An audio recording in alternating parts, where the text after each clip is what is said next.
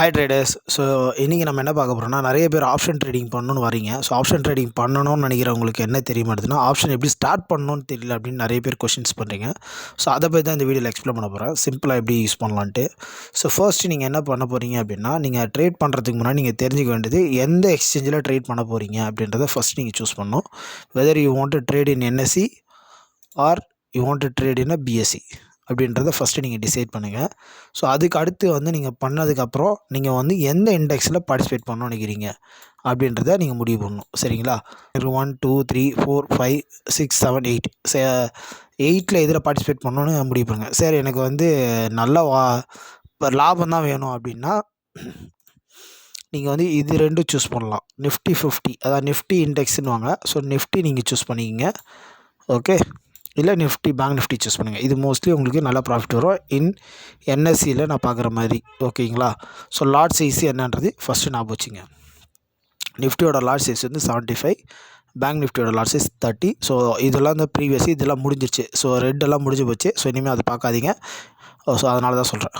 அதே மாதிரி என்னென்னா லைக் சென்செக்ஸ். ஸோ சென்செக்ஸ்னால் என்னன்றது பிஎஸ்சியில் இருக்குது. ஸோ சென்செக்ஸில் என்னென்னா உங்களுக்கு லாட் சைஸ் என்ன, ஸோ சென்செக்ஸோட லாட் சைஸ் என்ன, ஸோ பேங்க் எக்ஸோட லாட் சைஸ் என்ன அப்படின்றது தெரிஞ்சுங்க. சரியா? ரைட். ஸோ இவ்வளோ தாங்க விஷயம். ஸோ பேசிக்காக நீங்கள் தெரிஞ்சுக்க வேண்டியதுனா, எந்த இண்டெக்ஸில் ட்ரேட் பண்ண போகிறீங்கன்றதை ஃபஸ்ட்டு நீங்கள் முடிவு பண்ணிக்கணும். ஸோ எனக்கு எந்த இண்டெக்ஸ் ட்ரேட் பண்ணலாம் அப்படின்னு கேட்டிங்கன்னா, பிகினர் சென்ஸ் என்னென்னா நான் என்ன சொல்லுவேன்னா, இது ரெண்டுத்தில் ஏதாவது ஒன்று சூஸ் பண்ணி நீங்கள் கண்டினியூஸாக ட்ரேட் பண்ணலாம். நிஃப்டி சூஸ் பண்ணுங்க. மோஸ்ட்லி பிகினராக இருக்கீங்க அப்படின்னா I would suggest to go with Nifty. So Nifty பண்ணுங்கள், நல்லாயிருக்கும். ஓகே, மற்றது கூட பேங்க் நிஃப்டி கூட கொஞ்சம் கன்ஃபியூஷன் ஆகும். ஸோ நிஃப்டி 50ல் நிஃப்டியோட இண்டெக்ஸை ட்ரேட் பண்ணுங்கள். ஸோ சிம்பிள் எப்படி சொல்லுவாங்கன்னா, உங்களுக்கு நிஃப்டின்னு தான் சொல்லுவாங்க. ஸோ நிஃப்டி நீங்கள் ட்ரேட் பண்ணுறீங்கன்னு தான் நீங்கள் சொல்லணும். ஸோ ஐதர் நீங்கள் சிம்பிளில் பேங்க் நிஃப்டின்னு சொல்லிங்க. சரிங்களா? ஸோ நீங்கள் ட்ரேட் பண்ண போகிறீங்கன்னா நிஃப்டியில் ட்ரேட் பண்ண போகிறீங்களா, பேங்க் நிஃப்டி ட்ரேட் பண்ண போகிறீங்களான்னு முடிவு பண்ணிங்க. ஸோ இதுதாங்க, கன்ஃபியூஷனே இருக்கக்கூடாது. ஓகே, இதில் ஏதாவது டவுட் இருக்கா இருக்காது? இப்போ என்னென்னா இதில் மொத்தமே ஒரு 13 ஸ்டெப்பு தான். ஸோ 13 ஸ்டெப்பை க்ளோஸாக வாட்ச் பண்ணுங்கள். அடுத்து நீங்கள் ட்ரேடிங் எப்படி அடுத்து இமீடியட்டாக ஸ்டார்ட் பண்ணுறது இதிலே சொல்லிடுவோம். ஸோ ஃபர்ஸ்ட்டு நீங்கள் ட்ரேட் பண்ண போகிறீங்க அப்படின்னா, ஃபியூச்சர் அண்ட் ஆப்ஷனோட ப்ரைஸ் பார்க்கணும். அது சப்போஸ் நீங்கள் பேங்க் நிஃப்டி பண்ண போகிறீங்க இல்லை நிஃப்டி பண்ண போகிறீங்க அப்படின்னா நிஃப்டின்னு செலக்ட் பண்ணிங்க இந்த இடத்துல. ஸோ உங்களுக்கு எது பார்க்க போகிறீங்களோ, நிஃப்டியா பேங்க் நிஃப்டியான்றதை முடிவு பண்ணிவிடுங்க நான் சொன்ன மாதிரி. அதுக்கடுத்து அதோட ப்ரைஸு F&Oவில் என்ன ப்ரைஸுன்னு பாருங்கள். சரிங்களா? அதுக்கு அடுத்து சார்ட் பார்க்கணும். இப்போ எப்படின்னா, இப்போ எனக்கு இந்த ப்ரைஸ் எப்படி சார் கண்டுபிடிக்கிறதுனா, சிம்பிள். உங்கள்கிட்ட எல்லாருக்கிட்டையும் ட்ரேடிங் அப்ளிகேஷனுக்கும். ஸோ இதில் இங்கே லைவாக ஓடிட்டுருக்கும். இப்போ இங்கே ஓடிட்டுருக்கா? ஸோ லைவாக இந்த ப்ரைஸ் இங்கே இருக்குது பாருங்கள். தெரியுதுங்களா? இந்த லாஸ்ட் கேண்டில் பாருங்கள், தெரியுதுங்களா? ஸோ அதோட ப்ரைஸ் அங்கே ஓடிட்டுருக்கு. So simple. எப்படி சார் கம்பேர் பண்ணுறேன்னா, இதுக்கு முன்னாடி கேண்டில் பிஹேவியரை பார்த்து நீங்கள் இந்த கரண்ட் கேண்டிலில் ட்ரேட் பண்ண போகிறீங்க. அப்படி இல்லைன்னா ப்ரீவியஸாக கொஞ்சம் நேரம் எவ்வளோ மணி நேரம் ட்ரேட் ஆகிருக்கோ அதை நீங்கள் பிஹேவியர் பார்த்து இந்த கரண்ட் கேண்டிலில் டிசிஷன் எடுப்பீங்க. ஓகேவா? புரிஞ்சுதா? ஸோ மார்க்கெட் ஓப்பனில் எப்படி பார்ப்பீங்கன்னா, ப்ரீவியஸ் டே, இது கரண்ட் டே, இங்கே 30 இருக்குல்ல, இன்னைக்கு கரண்ட் டேட்டு, இது ப்ரீவியஸ் டேட்டு. ஸோ நீங்கள் ப்ரீவியஸ் சார்ட்டை பார்த்துட்டு இன்றைக்கி மார்க்கெட் எப்படி போகலாம் அப்படின்றத முடிவு பண்ணுறீங்க, ஓப்பனிங்கிலேருந்து இது வரைக்கும். Okay, understood? இது வரைக்கும் உங்களுக்கு தேர்ட் ஸ்டெப்பில் வந்துடும். ஸோ ஃபியூச்சரோட இப்போ நீங்கள் என்ன பண்ணுறீங்க, பேங்க் நிஃப்டினா பேங்க் நிஃப்டி, நிஃப்டினா நிஃப்டி. ஸோ இங்கேயே ப்ரைஸ் தெரியும் உங்களுக்கு, நான் காட்டுறேன் பாருங்க. ஸோ உங்களுக்கு காட்டுதா? இது நிஃப்டி, இது பேங்க் நிஃப்டி. ஸோ புரிஞ்சுதுங்களா? ஸோ இப்போ முதல்ல பார்த்து நிஃப்டி, இப்போ பார்க்குறது பேங்க் நிஃப்டி. இப்போ சார்ட்டும் பார்த்தாச்சு, உங்களுக்கு சார்ட்டு காமிச்சிட்டோம் ஆல்ரெடி. இப்போ அடுத்ததுன்னா, சார்ட்டில் நீங்கள் மேலே போகணும்னு நினைக்கிறீங்களா, கீழே போகணும்னு நினைக்கிறீங்களா? ஸோ மேலே போகும் அப்படின்னா அப் ஆகும்னா கால் ஆப்ஷன் பார்க்கணும், சிஇன்னு வாங்க. கீழே போகணும்னா புட் ஆப்ஷன், பிஇ பாருங்கன்னு வாங்க. சரி, நான் கீழே போனால் ஏன் சார் பார்க்கணும் அப்படின்னு நீங்கள் கேட்காதீங்க. நான் சிம்பிளாக சொல்கிறேன். மார்க்கெட்டில் நீங்கள் குறைவான விலைக்கு வாங்கி அதிகமான விலைக்கு விற்க போகிறீங்க, இதுதான் கான்செப்ட். அப்போது உங்களுக்கு மார்க்கெட் மேலே ஏறப்போகுதுன்னா கால் ஆப்ஷன் எல்லாமே குறைஞ்ச விலையில் எது இருக்கோ அதை நீங்கள் வாங்கி அதிகமாகும் போது விற்றுடணும். இதுதான். அதே மாதிரி மார்க்கெட் டவுன் ஆக போகுதுன்னா கால் ஆப்ஷன் விலை கம்மியாக கிடைக்கும். வாங்குனீங்க அப்படின்னா மார்க்கெட் இறங்க இறங்க என்ன ஆகும்னா, கால் ஆப்ஷனோட விலை இறங்கும், புட் ஆப்ஷனோட விலை அதிகரிக்கும், பயங்கரமாக ஷூட்டப் ஆகும். அப்போ நீங்கள் already call option put option வாங்கிட்டீங்க, மார்க்கெட் இறங்க போகுதுன்னு தெரிஞ்சு முன்னாடியே புட் ஆப்ஷன் கம்மியான விலைக்கு வாங்கிட்டீங்க. மார்க்கெட் இறங்குச்சுன்னு வச்சுங்க, என்ன ஆகும், சடனாக புட் ஆப்ஷன் ப்ரைஸ் ஓவராக விலை ஏறிடும். ஆனால் கால் ஆப்ஷன் ப்ரைஸ் என்ன ஆகிடும், ஃபுல்லாக கம்ப்ளீட்டாக டவுன் ஆகிடும். ஸோ புரிஞ்சுங்களா? ஸோ மார்க்கெட் ஏறும்போது புட் ஆப்ஷனோட விலை ரொம்ப கம்மியாகிடும்.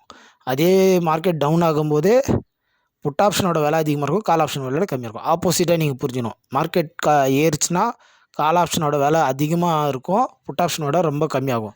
அதே மார்க்கெட் இறங்குச்சுன்னா புட் ஆப்ஷனோட விலை பயங்கரமாக அதிகமாகிடும், கால் ஆப்ஷன் விலைலாம் கம்மியாகிடும். அண்டர்ஸ்டாண்ட் ஆயிடுச்சா? ஸோ இதை நீங்கள் ஃபஸ்ட்டு எதை வச்சு கண்டுபிடிக்கணும்னா, இந்த சார்ட்டை ஃபஸ்ட்டு நீங்கள் டிசைட் பண்ணணும். இந்த சார்ட்டை போய் பார்க்கணும். நான் சொன்னேன் இல்லையா, 49,230 அந்த மாதிரி இருக்கும்போது நீங்கள் பார்க்கணும். அப்போது மார்க்கெட் எந்த ப்ரைஸ் வந்து ரீசெண்டாக கறந்து வந்ததுன்னு பார்க்கணும். இப்போ வந்து சரி 270 இருக்குது, 290 270 இந்த ரேஞ்சில் இருக்குதுன்னு வச்சுப்போம். சரிங்களா? அப்போது இப்போ ரீசெண்டாக கறந்து வந்து 200 தான். அப்போ நம்ம என்ன பண்ணலாம்னா 49,200 அப்படின்றது வந்து we can say option chain open பண்ணணும். ஓகேங்களா? ஆப்ஷன் செயின் ஓப்பன் பண்ணோன்னா இப்போது இதில் பாருங்கள், 49,200ன்றது என்ன சொல்கிறாங்கன்னா அட் த மணி.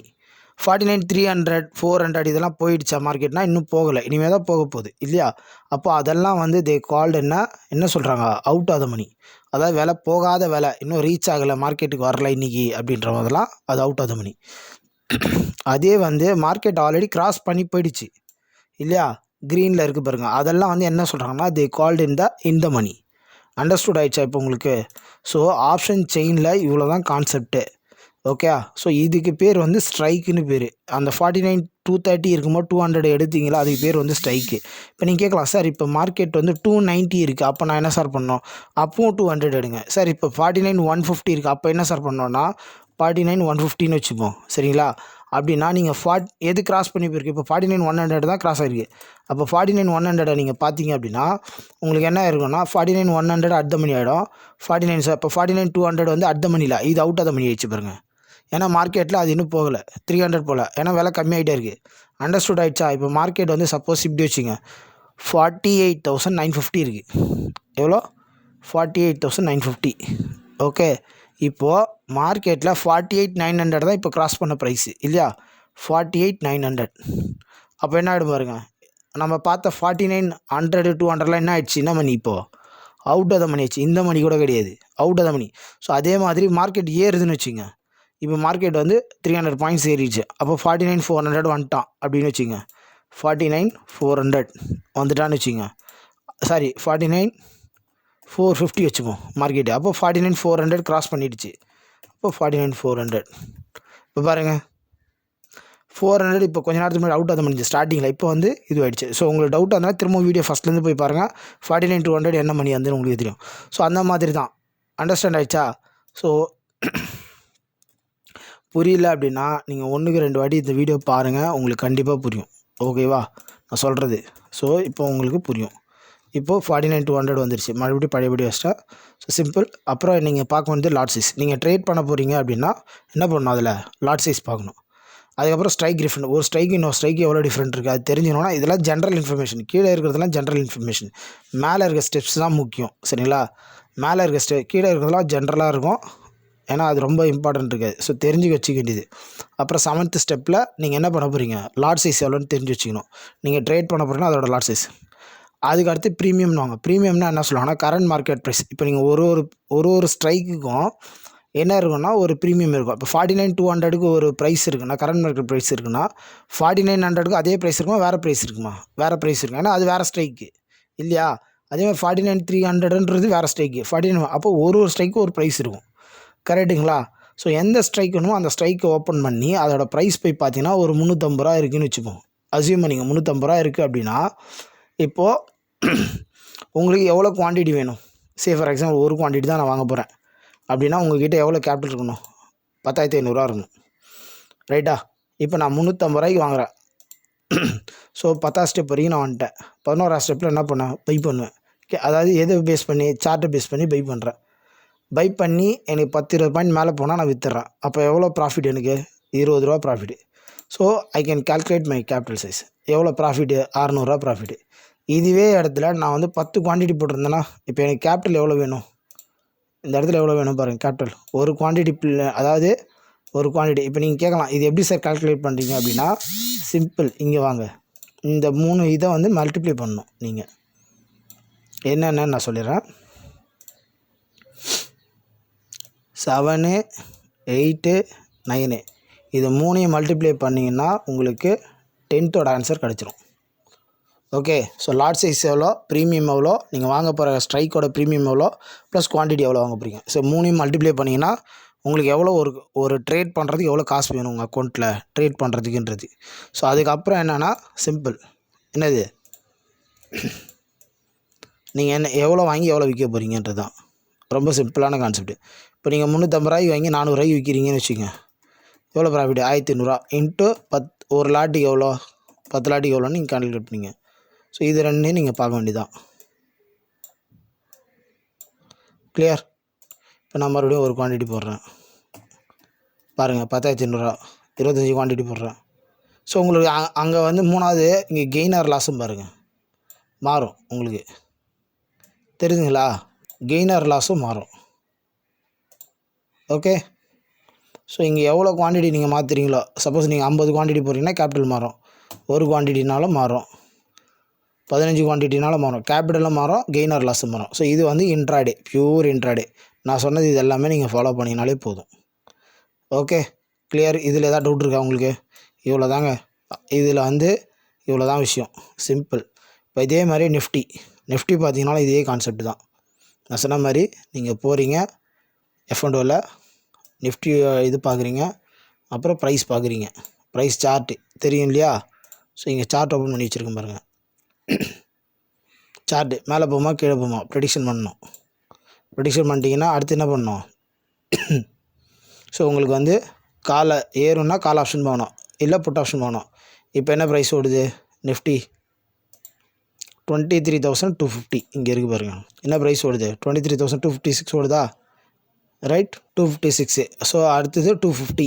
ஸோ இதில் வந்து என்னென்னா 50 பாயிண்ட்டாக தான் இது கேல்குலேட் ஆகும். நிஃப்டி பொறுத்து பேங்க் நிஃப்டி 100 நிஃப்டி வந்து 50 தான். ஸோ அதை நீங்கள் கவனிக்கணும். ஸோ இதில் வந்து என்னென்னா ஏறுன்னா கால் ஆப்ஷன் பாருங்கள், இறங்குனா புட் ஆப்ஷன் வாட்ச் பண்ணுங்கள். அடுத்தது நான் முதலே சொல்லிட்டேன், ஏன் ஏறுன்னா கால் ஆப்ஷன் பார்க்குறேன்னா அப்போ தான் குறைஞ்ச விலைக்கு வாங்கி அதிகமான விலைக்கு முடியும். மார்க்கெட் இறங்குதுன்னா கால் ஆப்ஷன் பார்க்கவே கூடாது, புட் ஆப்ஷன் குறைஞ்ச விலைக்கு கிடைக்கும், முன்னாடியே வாங்கிடணும். வாங்கிட்டு மார்க்கெட் எந்த அளவுக்கு இறங்குதோ, இப்போ மார்க்கெட் வந்து உதாரணத்துக்கு நான் சொல்கிறேன் கேளுங்க, இப்போ 23,260 ரூபா இருக்குது, 23,100 ஆகிட்டு வச்சுருங்க. இந்த புட் ஆப்ஷன் ப்ரீமியம்லாம் 300 இருந்தது 500, 600 போயிடும். ஸோ நீங்கள் முதல்ல 300, 200 வாங்கினா தான் அதை காசு பண்ண முடியும். புரிஞ்சுதுங்களா நான் சொல்கிறது? ஸோ அதனால தான் சொல்கிறேன் உங்களுக்கு. அண்டர்ஸ்டுட்? இப்போ 250 ஆப்ஷன் செயினில் வந்து நியரஸ்ட் இதில் வந்து 50 தான் பார்க்க முடியும். 100 பார்க்கலாமான்னு பார்க்கலாம், தப்பு கிடையாது. பட் என்னென்னா நீங்கள் ஆப்ஷன் செயின் ஓப்பனாலே 50 தான் கால்குலேட் ஆகும். ஸோ நீங்கள் பார்க்கலாம். சப்போஸ் வந்து நீங்கள் போய் பார்த்தீங்க அப்படின்னா உங்களுக்கு எல்லாமே இதிலே இருக்கும். ஸோ இதில் எது at the money, out of the மணிலாம் நீங்கள் பார்த்துட்டீங்க அப்படின்னா சிம்பிள், இந்த மணி எது. அப்போது மார்க்கெட் வந்து 300ன்றது அவுட் ஆஃப் த மணி, 350, 450 அதெல்லாம் வந்து வேறு ஸ்ட்ரைக்கு வேறு டிஃப்ரெண்ட் ப்ரீமியம் இருக்கும். ஸோ அடுத்து வந்து lot size. So lot size தான் என்னென்னு நீங்கள் பார்த்துக்கணும். அடுத்து வந்து நம்ம பார்க்கணும் இல்லையா? அதுக்கு அடுத்து என்ன பார்ப்போம்? ப்ரீமியம். நம்ம எவ்வளோ காசு கொடுத்து வாங்க போகிறோம்? 350 ரூபா கொடுத்து வாங்க போகிறோமா, எவ்வளோ கொடுத்து வாங்க போகிறோம்? அந்த ஸ்ட்ரைக்குக்கு நம்ம சொல்ல முடியாது, அவங்க ஆல்ரெடி ஓடிட்டுருக்கோம். அது என்ன ப்ரைஸோ நீங்கள் அங்கே போய் பார்க்கணும். அந்த ப்ரைஸை பார்த்துட்டு உங்களுக்கு ஓகேன்னா நீங்கள் வாங்கிக்கலாம், சிம்பிளாக. அதுக்கு அடுத்தது பாருங்கள், இதை முடிச்சிட்டிங்க அப்படின்னா ரொம்ப சிம்பிளான கான்செப்ட் தான் குவான்டிட்டி. இப்போ நீங்கள் என்ன பண்ணணும்? அப்போ உங்களுக்கு எவ்வளோ கேபிட்டல் வேணும் அப்படின்னா 7, 8, 9 மூணுமே சேர்த்திங்க அப்படின்னா உங்களுக்கு 10th ஆன்சர் கிடச்சிரும், உங்கள் அக்கௌண்ட்டில் எவ்வளோ காசு இருக்கணுன்றது. அப்போது ஸோ எனக்கு லாட் சைஸ் என்னென்னு தெரியணும், ப்ரீமியம் நான் எவ்வளோ கரண்ட் மார்க்கெட் ப்ரைஸ் எவ்வளோ, அந்த ஸ்ட்ரைக்கோட கரண்ட் மார்க்கெட் ப்ரைஸ் என்னன்றதை நீங்கள் ஓப்பன் பண்ணிங்கன்னா காமிக்கும் ஆப்ஷன் செயினில். ஸோ அது வந்து நீங்கள் வச்சு கால்குலேட் பண்ணிக்கலாம். ஓகேவா? ஸோ தெரியல அப்படின்னு சொல்லாதீங்க, நீங்கள் ஆப்ஷன் செயின் ஓப்பன் பண்ணால் ஈஸியாக கண்டுபிடிச்சிடலாம். ஸோ லாஸ்ட்டாக நான் காட்டுறேன் எவ்வளோ ப்ரீமியம்ன்றதையும் காட்டுறேன். இப்போ இது பாருங்கள், பர் லாட்டு அப்படின்றதுக்கு எவ்வளோ கேஷ் வேணுன்றது.